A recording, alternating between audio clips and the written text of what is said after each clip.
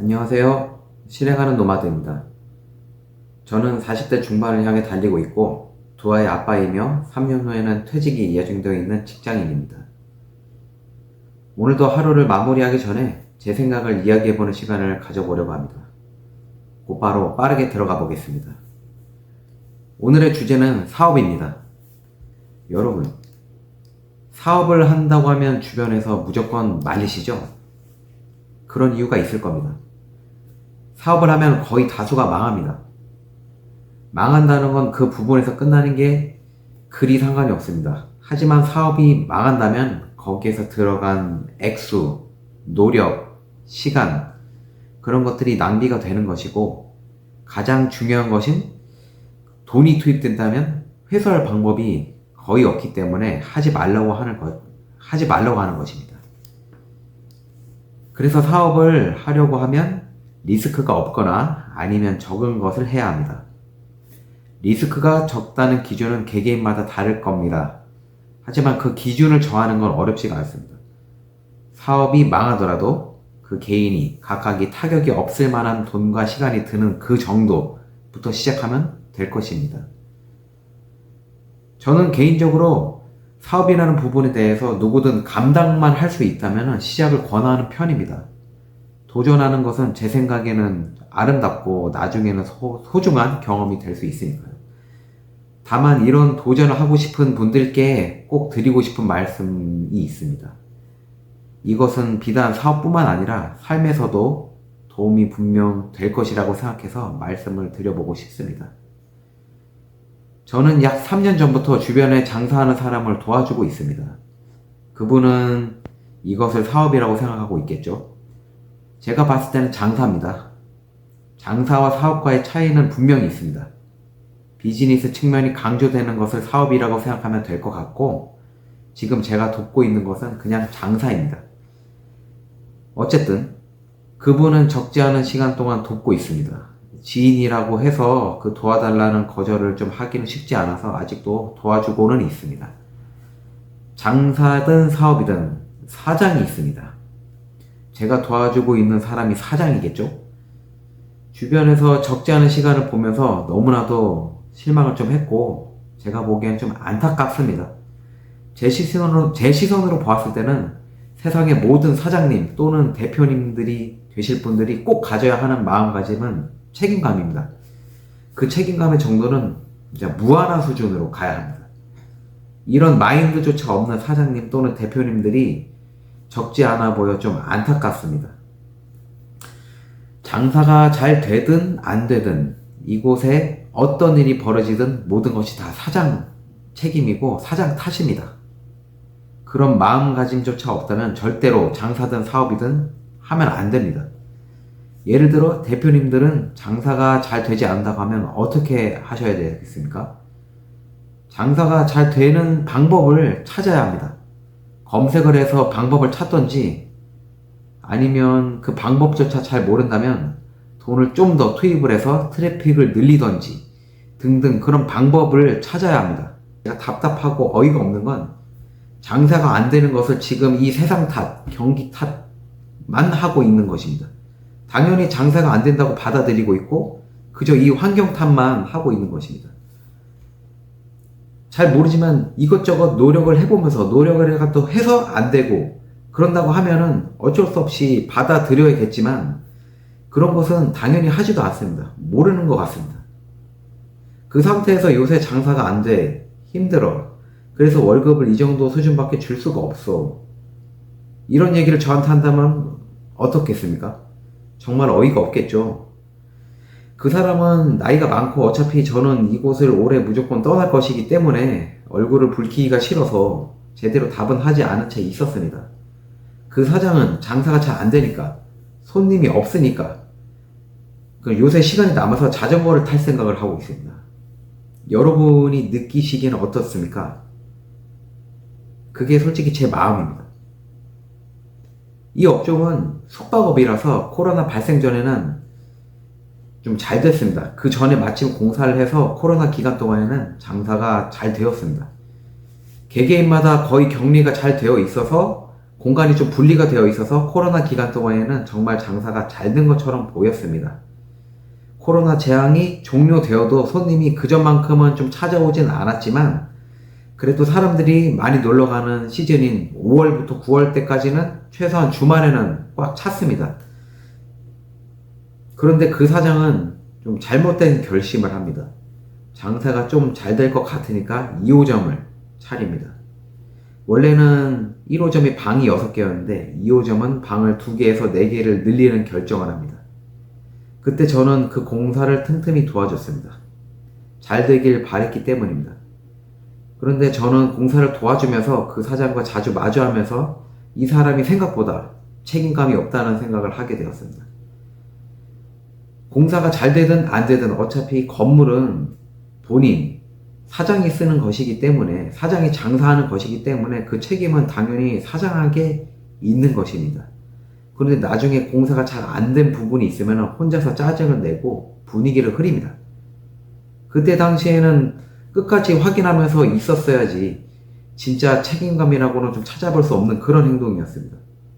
이러니 장사가 잘 되겠습니까? 여러분들께서도 사장님과 대표님이 되시면은 모든 것이 다 사장님의 탓입니다. 사장님의 책임입니다. 그런 마음가짐으로 접근하시기를 굉장히 좀 권장을 드립니다. 그리고 두 번째로 강조드리고 싶은 것은 지식이 많이 있어야 됩니다. 많이 알아야 합니다. 특히 사업 또는 장사는 경제 분야가 기본이기 때문에 경제 지식을 폭넓게 알아야 합니다. 예를 들어 좀 설명을 드려보겠습니다. 앞서 언급했듯이 제가 있는 곳은 숙박업이고 개개인별로 분리가 잘 되어 있습니다. 방은 6개입니다. 코로나 시즌에는 여기보다 적합한 곳이 없었기 때문에 한 2년에서 3년 기간은 장사가 좀 잘 된 것 같았습니다. 그런데 이제 어느 순간부터 사람들이 마스크를 덜 쓰고 다니고 그리고 코로나 규제가 서서히 풀리는 시점인 코로나 재난이 언젠가는 끝날 수 있다는 그 시점에 2호점을 내는 것이 합당하다고 좀 생각하십니까? 이건 상식적으로 봐도 아니고 무조건 참았어야 했었습니다. 그리고 경제를 조금이라도 아는 사람이었다면 코로나 시즌에는 경제가 워낙에 좀 침체가 돼 있었고 워낙에 국제적인 재난이었기 때문에 그래서 미국은 달러를 많이 풀었다고 저는 생각을 하고 있고 돈을 많이 찍어내는 방식으로 경제를 살렸기 때문에 장사가 경제가 좀 호황이 됐다고 저는 생각합니다.